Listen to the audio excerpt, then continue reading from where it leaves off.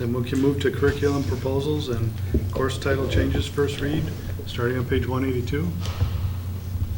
So most of these are course title changes that Kristen has reviewed with the Curriculum Council, and then there was one discussion in regards to, well, why don't you start with the course title changes, just summarize that. If they have questions, we can get specific. Okay. So the course title changes are outlined in the chart and a rationale for them. A majority of the rationale for the course title changes is because the course titles are simply outdated. You can see that with the move from ESL to ELL. And then there was a specific question on band. And so in doing some research with other local high schools and other colleges, the progression typically starts from, they look at how bands and ensembles are organized, which are based on skill level, and the beginning level is usually Marianne, can you called change? concert marching band, and then the middle level is symphonic, and then the top level is wind ensemble and marching band. And so that's the reason for the name changes, to be more reflective and current of what other high schools are doing and what other colleges are doing. Okay, but I'm not a particular music person, so I understood the explanation you had there, but what's the difference between a cadet marching band and a concert marching band? The level of performance of the individuals in the band. So a concert marching band is traditionally your beginning players, and right now we have that as our intermediate level. But so we're not going to have a cadet marching band anymore. We're still having the three bands, we're just updating the titles to reflect the ability level of the students and the size of those programs.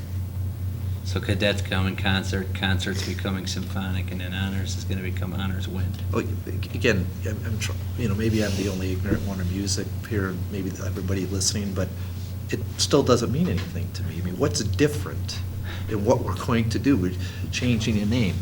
So let's say we changed Algebra 1 to Algebra 2. Something must change if you're doing that.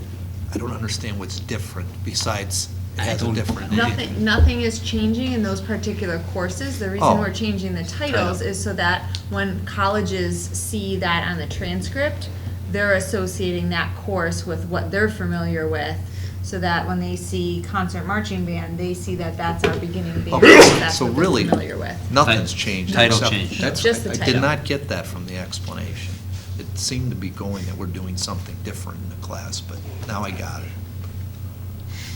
Thank you. And then, could you go to the question I asked on the, first of all, we used to have athletic PE. I didn't even know we Correct. cut it out, but how does it, I mean, again, it's fine with me, so, but I don't understand the explanation of how it's going to be provide more time for student athletes to focus on academic performance. How is that? If they're going to PE, no matter what you call it, aren't they going to be in PE? Yes, but Okay. the point of that sentence is that students that are off-season, Yeah. if they're participating in this class, they don't necessarily need to go to the off-season training before or after school provided by their coach, because they're doing that training, that specific training for athletes within the school day during their PE class. So they have more time to study. Oh, before and after school, I thought, Yes. oh, okay. Okay, now I get it. Any other questions on these? Now, is this something that we can just put in the consent agenda for next time? It's fine with me. The Okay. course title changes are, what the policy is a little gray on this, so I always tell Kristen, just so the board's aware of what changes are going on in the curriculum guide, these are basically course title changes. And do you need us to vote on that, or just do it? I think this is probably something we don't need a formal resolution on. Okay, very good. So then, is there another part of this? And then the next one we would need the board to vote on, because it's changing graduation requirements. Okay, So if I'm understanding you correctly, we're okay with proceed, the board's in straw poll, the board's okay with the course title changes? Yep. I believe so, yes. Yes. Okay, now we're talking about a graduation change. Correct, so this would need to be voted on next meeting. Okay, so explain that. So the history of this is, one of the things this Board of Education has done in my tenure as superintendent here is we've continued to look at our graduation requirements and look at how we can create still a competitive advantage for the students that graduate from Riverside Brookfield with a strong academic background.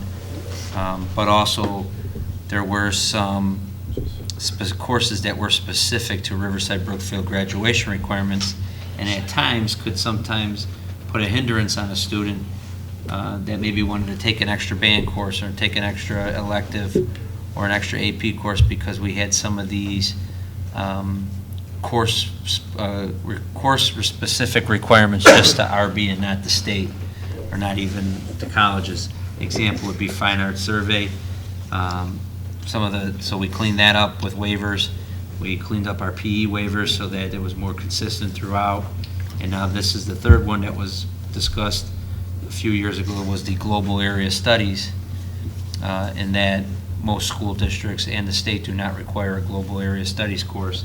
So to be consistent with what this board has done over the last several years is trying to look at ways where students can have more flexibility to achieve this credit by taking some other courses or areas in the other curriculum. And I'll let Kristen go into that in a little more detail. So if you look at page 185, the purpose of the global area studies requirement is really to help students fulfill the last sentence in our mission statement, which is to prepare students to be responsible and effective members of a diverse and changing world by exposing them to different cultures throughout the world. And so currently, students fulfill that requirement by either taking Global Area Studies A or Global Area Studies B. They can also take AP World History, but that course hasn't run in several years, so that's not a practical option for students right now. Students currently can also take 4 years of the same foreign language at RB to meet this requirement, since those courses infuse cultural lessons throughout the entire curriculum.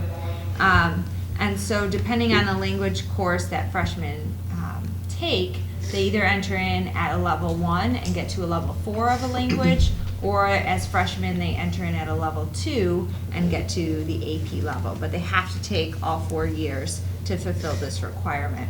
So after talking to the Curriculum Advisory Council and at the building level, we would like to expand the Global Area Studies course requirement, beginning with the class of 2020, so the incoming freshmen, to allow students to take other courses that still prepare them to be responsible and effective members of the diverse and changing world by exposing them to different cultures.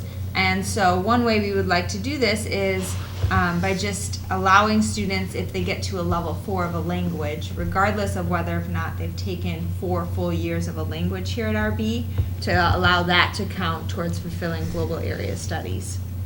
So that allows a student who is a freshman and enters in at either French 2 or Spanish 2 to fulfill that requirement by taking Spanish 4 or French 4, which is only 3 years of a language as opposed to 4.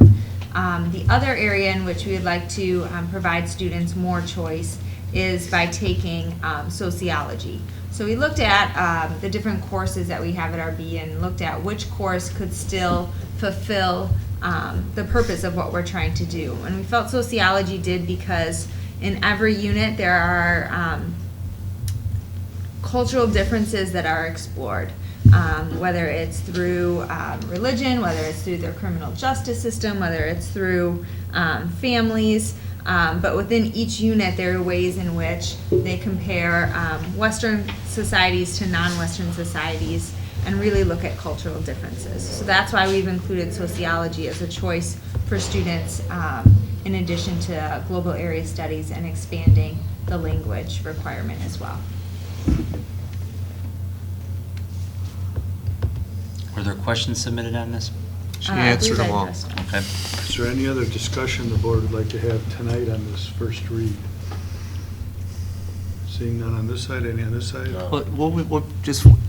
Would you expect this to be a pretty positive response from the students and the parents, that they only have to take 3 years of a language, or do a lot of students take sociology? Yes. Okay. It's one of our most popular electives. Okay. It's just providing opportunities to try to hit this requirement with some other courses. No, that's Seems like a good idea to me.